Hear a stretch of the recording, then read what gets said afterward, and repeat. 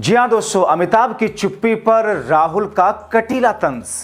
मोदी पर अमिताभ की चुप्पी क्यों और संकट में क्यों आए रामदेव। स्वागत है आप सभी का। आप देख रहे हैं द राजनीति का विशेष सेगमेंट खबर और विश्लेषण। मैं हूं जबार खान।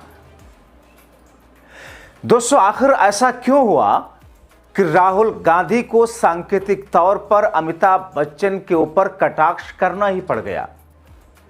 आखिर वो नेहरू गांधी परिवार जो अमिताभ बच्चन के परिवार से बेहद करीबी था और फिर बाद में रास्ते अलग अलग हुए, लेकिन इस बीच में अचानक बर्फ पिघलने क्यों लगी? और वो पिघली रिश्तों में मोहब्बत के लिए नहीं बल्कि कटाक्ष के लिए। तो अमिताभ बच्चन का जवाब क्या आया? लेकिन दोस्तों, स्वामी योग गुरु रामदेव अपनी खामोशी की वजह से कैसे कांग्रेस पार्टी के निशाने पर आ गए और किस तौर पर मोदी और शाह की तरफ से उनके लिए संदेश किया, आपको विस्तार से बताते हैं। दोस्तों, मौजूदा वक्त में इस वक्त देश की राजनीति से ज्यादा चर्चा मिडिल ईस्ट, वेस्ट एशिया के हालात और ईरान, अमेरिका, इजराइल के बीच के टसल की वजह से भारत पर हो रहे इंपैक्ट की वजह से है। लेकिन इस बीच में दोस्तों, एक चीज जो इन सब से इतर, वो ये कि मोदी सरकार की किरकिरी एक बार फिर से न सिर्फ किरकिरी हुई बल्कि सवालों के घेरे में एक बड़ा सा क्वेश्चन मार्क लग गया। तो राहुल गांधी ने पूछ लिया सांकेतिक तौर पर कि भैया सदी के महानायक साहब, आपकी जुबान पर यह ताला क्यों लगा है, चुप्पी क्यों है? और ले आए निकाल करके 2013 का वो ट्वीट अमिताभ बच्चन का मैं आपको दिखाता हूं जो उन्होंने किया था। दोस्तों, डॉलर के मुकाबले रुपया 94 के पार पहुंचा और अब आज यानी कि सोमवार को 94 से भी ऊपर जाता हुआ दिख रहा है। पर ना तो वैसा शोर जैसा यूपीए की सरकार थी डॉक्टर मनमोहन सिंह की, ना ही हंगामा जैसा कि यूपीए सरकार के दौरान 60 के पार रुपया पहुंचने पर डॉलर के मुकाबले हुआ था।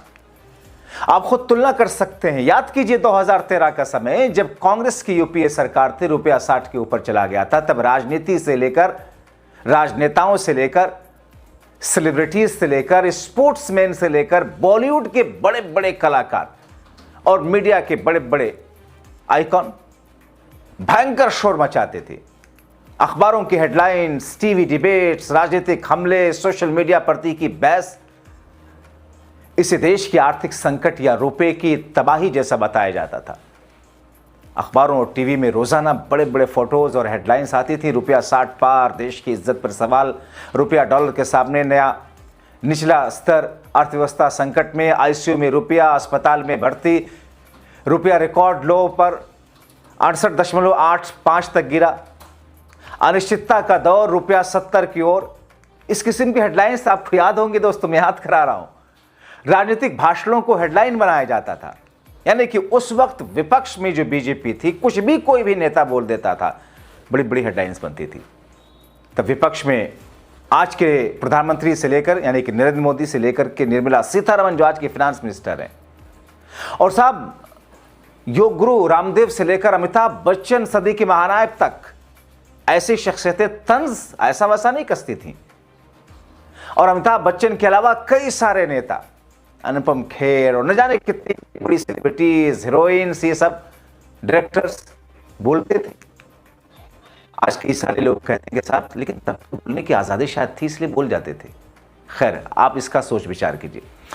दोस्तों, अब मैं नरेंद्र मोदी साहब पर आता हूं। 2013 में गुजरात के मुख्यमंत्री थे, यूपीए सरकार पर जमकर हमला बोला था। 2013 में भाषण के दौरान उन्होंने कहा था कि रुपया और प्रधानमंत्री मनमोहन सिंह दोनों मौन है।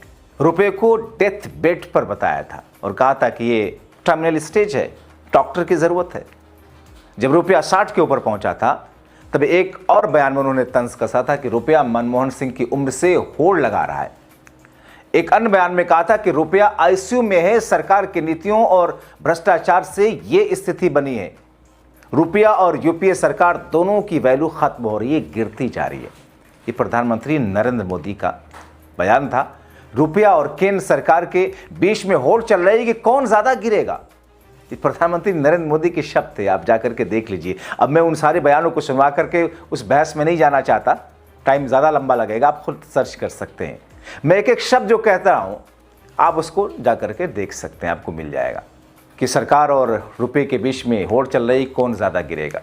यह भी कहा था कि रुपए की प्रतिष्ठा और दिल्ली सरकार की प्रतिष्ठा में किसकी तेज़ी से गिरावट हो रही है, ये तय करना मुश्किल है। सरकार कुर्सी बचाने में लगी है, रुपया अर्थव्यवस्था की चिंता नहीं है। अब रुपया, ये सब बातें उस वक्त कही गई थी दोस्तों। मैं अमिताभ बच्चन पर आऊंगा और राहुल गांधी के उस सांकेतिक तंज पर आता हूं दोस्तों, कैसे अमिताभ बच्चन ने बाकायदा ट्वीट किया था। अब दोस्तों रुपया 94 के पार पहुंच रहा है। आज के प्रधानमंत्री, जो तब के नरेंद्र मोदी मुख्यमंत्री थे, एकदम चुप हैं क्योंकि वो सत्ता में है।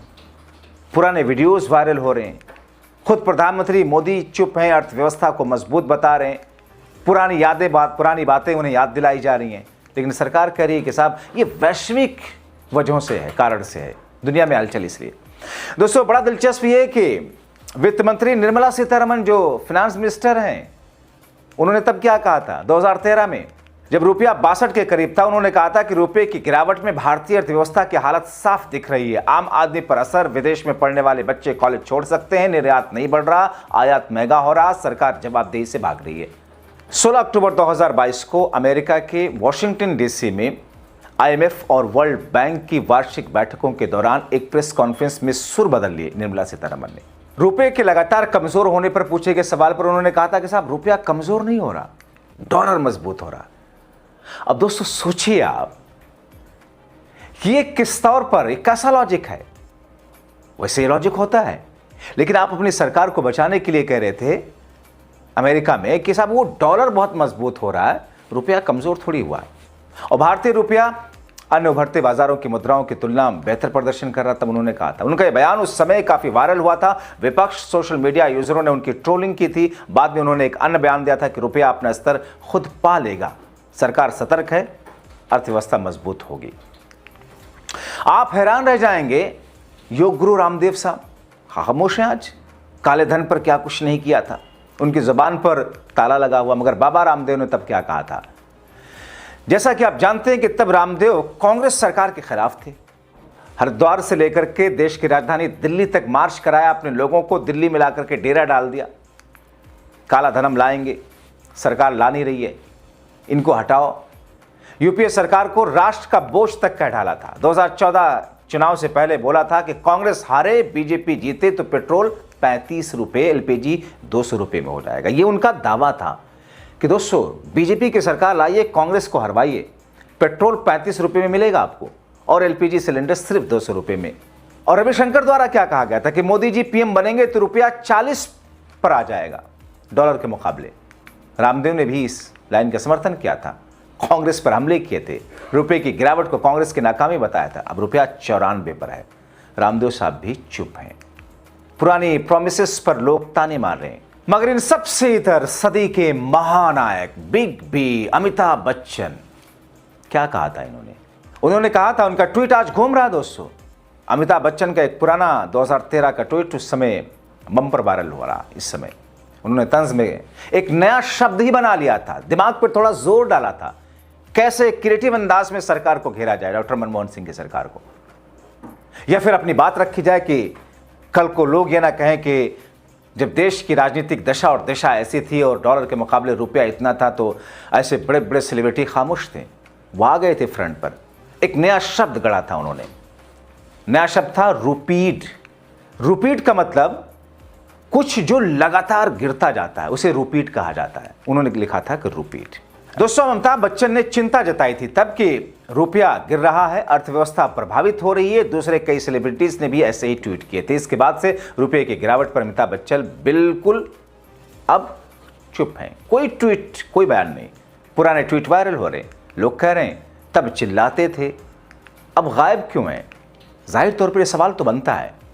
ऐसे में दोस्तों of the record Congress party, चूंकि संसद चल रहा है, कुछ पत्रकार मित्रों से बात हो रही थी। हालांकि राहुल गांधी ने कैमरे पर इस बात को नहीं कहा, लेकिन ऑफ द रिकॉर्ड दोस्तों प्रेस कॉन्फ्रेंसेस होती है नेताओं की, मंत्रियों की या विपक्ष की, तो दो तरह की चीजें होती हैं।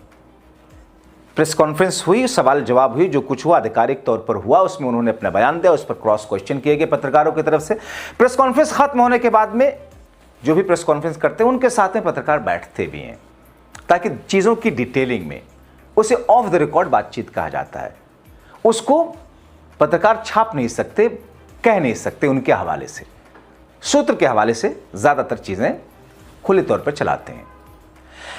राहुल गांधी से जब पूछा गया कि साहब ये स्थिति है, तब तो सेलिब्रिटीज लेकर सब कुछ, तो उन्होंने कहा कि डर गए हैं शायद, डरिए मत उनसे कहिए।